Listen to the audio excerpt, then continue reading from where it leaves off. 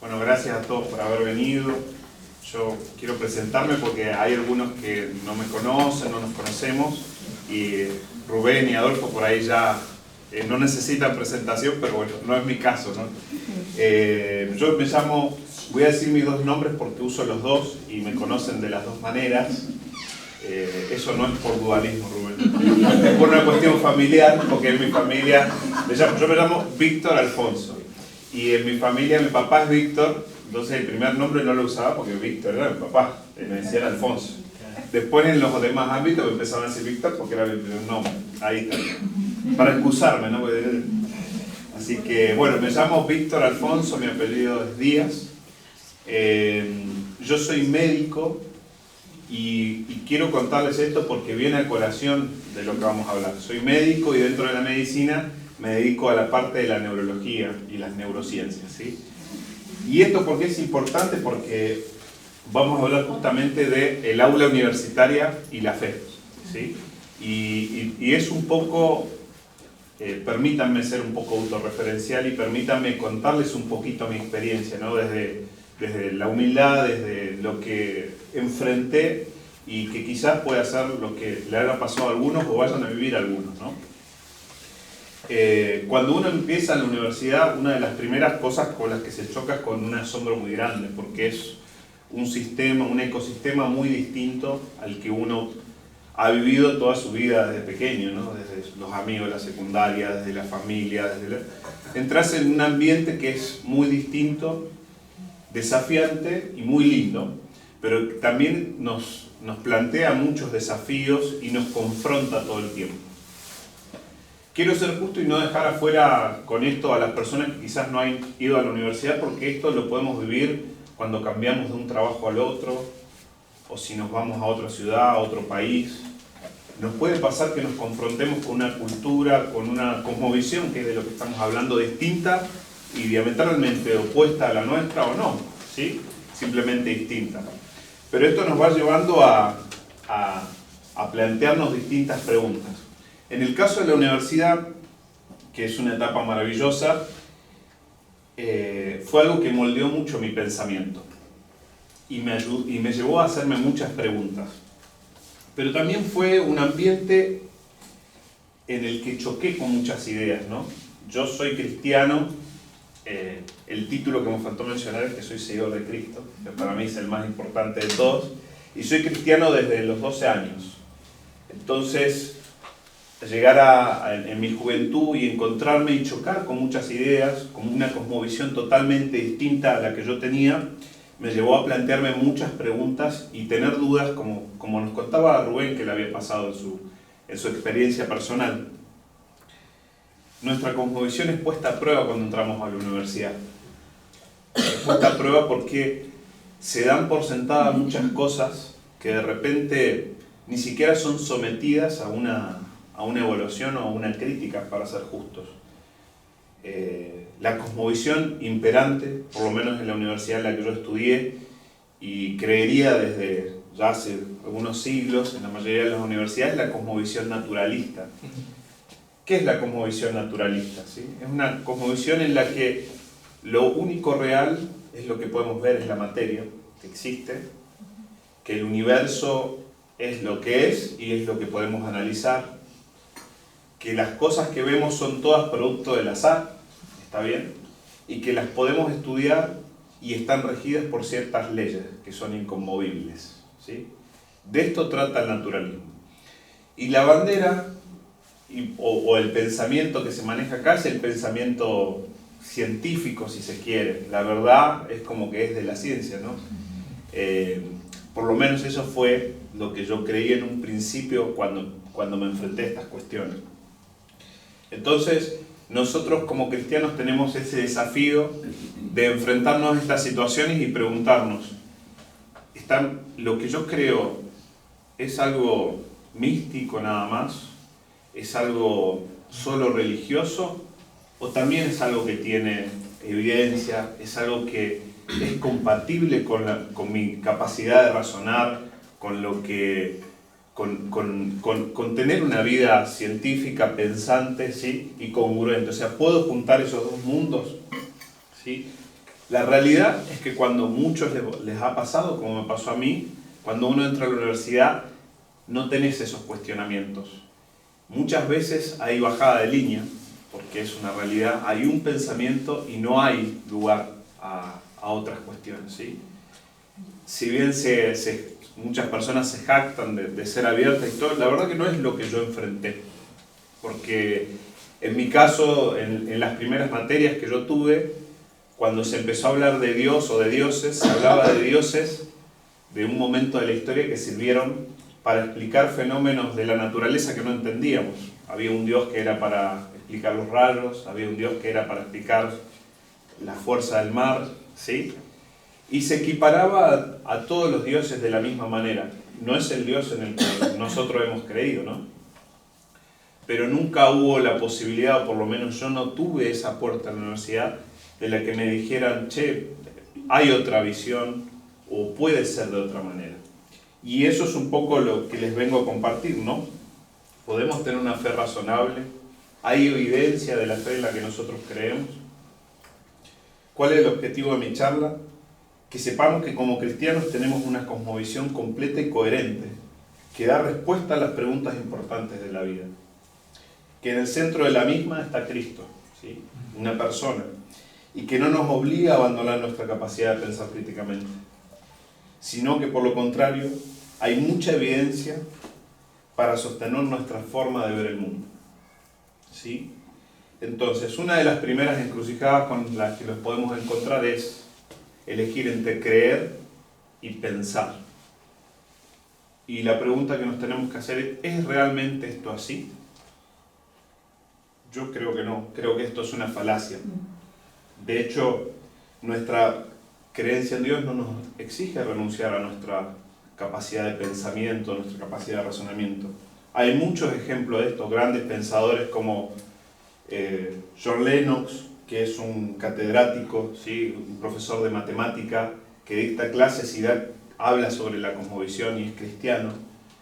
Él está en las mejores universidades, en Oxford, da charlas en estos lugares y es creyente y comparte nuestra cosmovisión.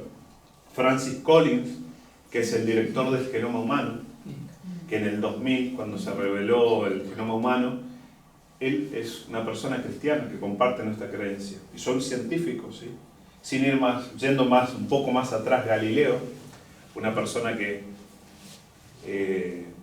demostró que la Tierra no era el centro del mundo, él también era una persona creyente, ¿sí? Y podríamos mencionar muchos más, ¿sí? Podríamos mencionar muchos más. Pero les traigo estos ejemplos a manera de recordarles de que muchas de las personas que han contribuido a la ciencia, ¿sí? Han sido creyentes. Han sido motivados por su creencia a intentar comprender la naturaleza que nos rodea, ¿no? Muchas de las personas que están en la universidad, profesores, directivos, que nos hablan y que a veces podemos sentir que no son tenidas en cuenta nuestras creencias, no se han detenido seriamente a pensar en estos temas, ¿sí? Lo digo con mucho respeto, ¿sí? Pero no son personas que quizás nunca se pusieron a contemplar la evidencia de si realmente puede existir un Dios, realmente tiene lógica lo que estoy creyendo. Probablemente son expertos en los temas de los que tratan o en una clase de la que nos pueden dar, pero hay otras cosas de las que no, que simplemente las dan por asumidas. Y es algo que todos hemos vivido en parte de nuestra vida, en ámbitos pequeños y en algunas cosas más relevantes, ¿no?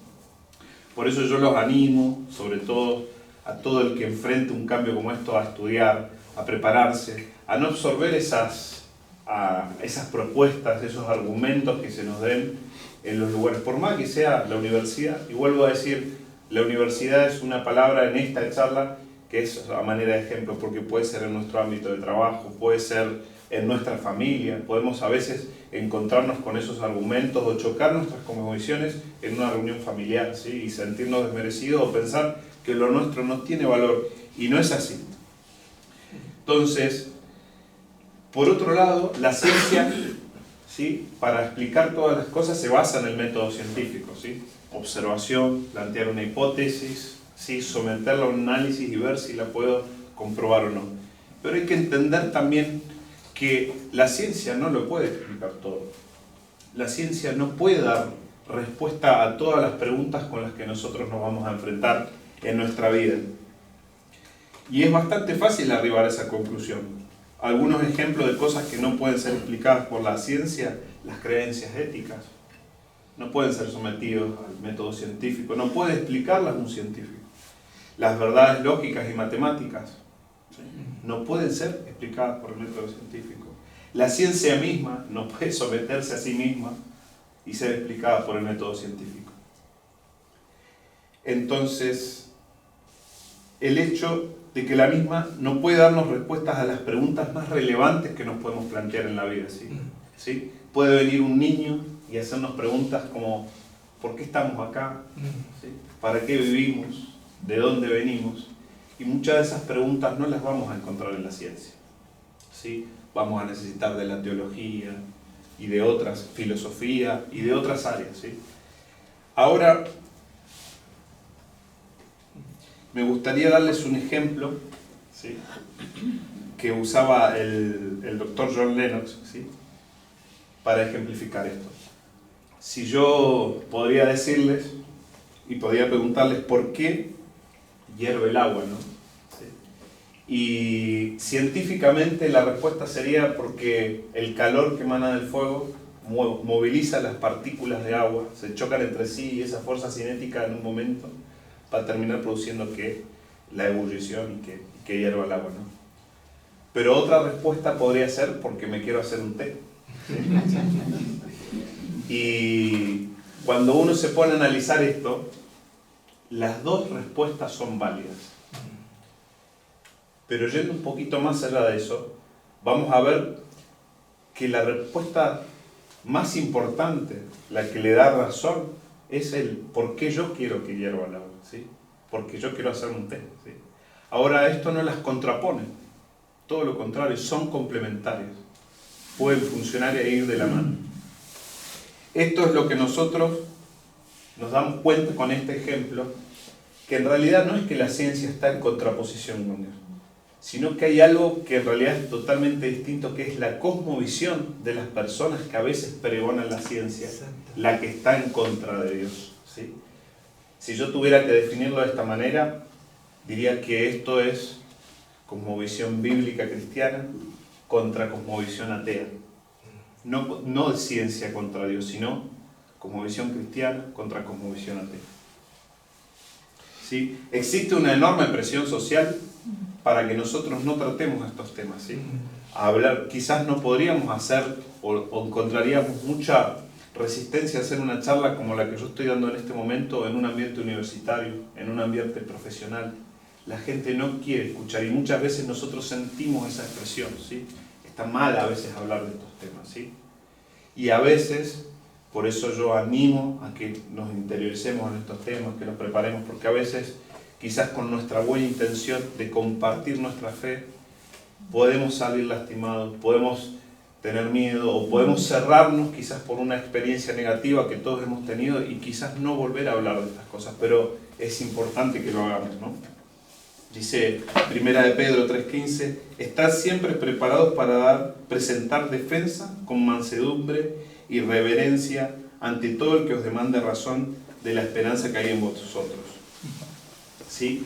Y hoy quisiera, a forma ilustrativa, porque en realidad sería imposible en esta charla poder abarcar, pero me gustaría dejarle dos argumentos de por qué, por ejemplo, en mi caso, siendo un médico, creyendo en la evidencia, buscando evidencia para darle respuesta a mis pacientes y también para estas preguntas de mi vida, por qué en este proceso mental yo llegué a concluir y sigo sosteniendo mi fe, ¿no? Siendo que realmente la medicina es un ambiente más evidentemente ateo que creyente. Así que estos son dos ejemplos de cosas que a mí me han ayudado a entender y a creer en mi fe en Dios, ¿sí? Uno de esos ejemplos es un argumento estadístico que está a favor de la existencia de un Dios, ¿no? Dice de la siguiente manera: para que la vida fuera producto del azar, como se se explica generalmente lo que uno podría leer en un libro de ciencias naturales. La teoría de la evolución.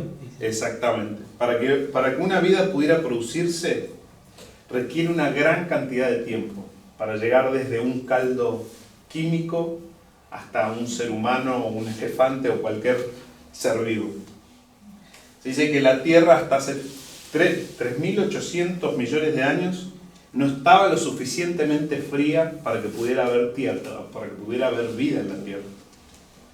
Recién hace 3.700 millones de años hubo condiciones climáticas que nos permitirían que pudiera haber vida. Ahora, en el lapso de tiempo en el cual se necesita el azar para pasar de la química a la biología es muy cortito, ¿sí?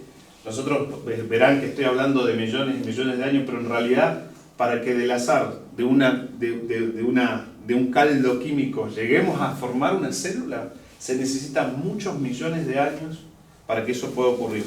Ese lapso de tiempo es muy corto en realidad en el tiempo de la Tierra.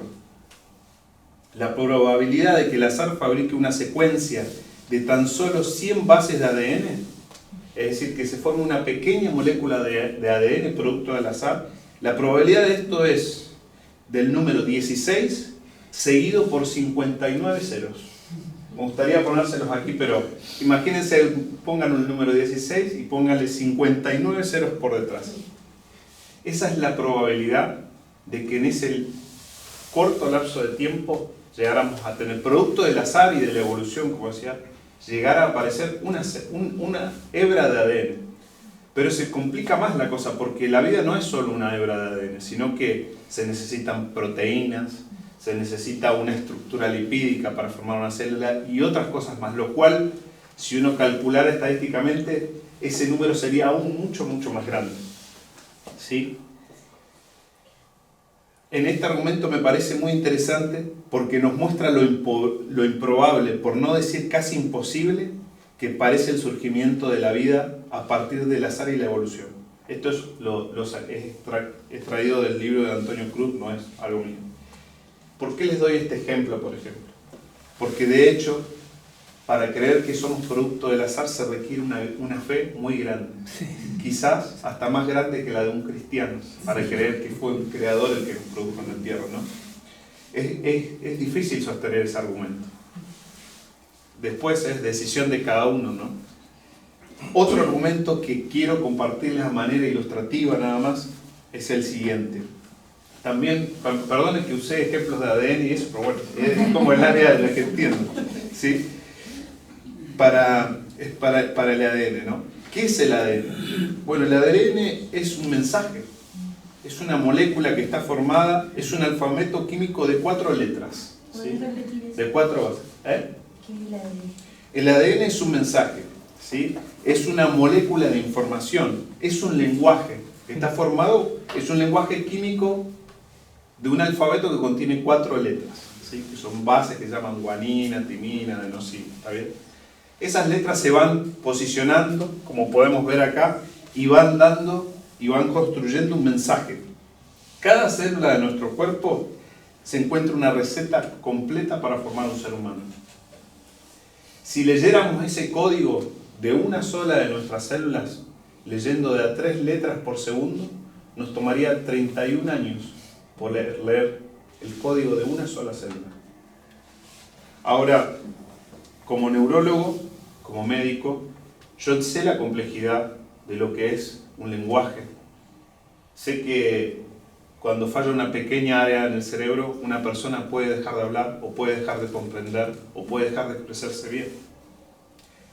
Entonces, cuando uno ve un mensaje, o si yo veo una pantalla, o esta misma, o si viera, no sé, estamos en un colegio, un mensaje de los que dejan los chicos escrito en un banco, o en una puerta, o en un baño, sería loco pensar que eso es producto del azar. Sería muy difícil. Y les hablo de un mensaje muy cortito, ¿sí? O de un mensaje que podríamos encontrar, un te amo escrito en la arena. Sería muy loco pensar que ese mensaje fue producto del movimiento de las olas y del azar y de las condiciones climáticas. Sin embargo, nosotros tenemos un lenguaje completo, complejo y perfecto en cada una de las células de nuestro cuerpo. Y creemos, muchas de las personas, muchos de los ateos sostienen que ese lenguaje es producto de ese azar, de esos años de evolución.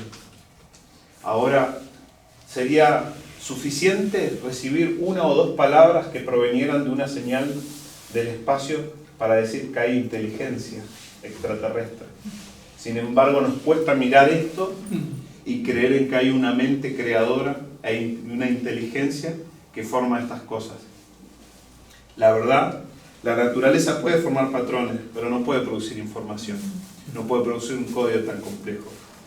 En mi opinión, yo creo que estas son evidencias claras de la complejidad con la que nuestro Señor creó el mundo. El mensaje que nos ha dejado en cada uno y la impronta que ha dejado en cada uno de nosotros. Después será parte de cada uno elegir si preferimos una visión o la otra. Pero quiero que se lleven, como jóvenes, como personas que van a enfrentarse en distintos ámbitos, estos cuestionamientos. Y así como yo solo les he dado dos argumentos que creo que son muy importantes para que vean el trasfondo, la complejidad, la perfección de la cosmovisión en la que nosotros creemos, del cristianismo en el que nosotros del Cristo en el que nosotros hemos creído, vean, ¿sí?, toda la evidencia y todas las cosas que podemos encontrar para aferrarnos y para fortalecer nuestra fe. Estas cosas que yo les acabo de contar son algunos argumentos muy chiquititos que explican la posible existencia de un Dios, ¿sí? Quizás no nos dé el nombre de que Dios sea, pero sí nos habla o nos da argumentos para poder hablar con un ateo de esto. Ahora, eso es lo que nos permite conocer la naturaleza. Pero nosotros creemos en un Dios personal, en el que no solo son las manifestaciones de la naturaleza, son maravillosas y dan gloria de Él, sino que lo podemos conocer de forma personal. Podemos tener una vivencia, podemos tener una historia con Él. Y eso es algo que en nuestra vida personal y de cada uno también es muy importante, ¿sí? El ateísmo, porque es eso, como yo le dije, contra lo que nos estamos confrontando, es una cosmovisión que no tiene esperanza, en la que venimos y llegamos por azar y nos iremos sin más. Nosotros sabemos que no es así. Nosotros tenemos una fe que tiene una esperanza. Creemos en un Dios que está vivo y que todo lo puede, ¿no? Así que, nada, espero que después podamos tener preguntas y seguir debatiendo, pero los animo y les digo que en esta carrera que yo he emprendido, en este camino que me he cruzado con Rubén y con Adolfo y con otras personas con las que he podido debatir esto, cada vez me convenzo más de lo que creo. Cada vez veo más la fuerza y la perfección con la que el Señor hizo todas las cosas. Así que bueno, esperamos que podamos recorrer este camino juntos, ¿no? Y los que quedan invitados, como decíamos recién, a seguir hablando de esto.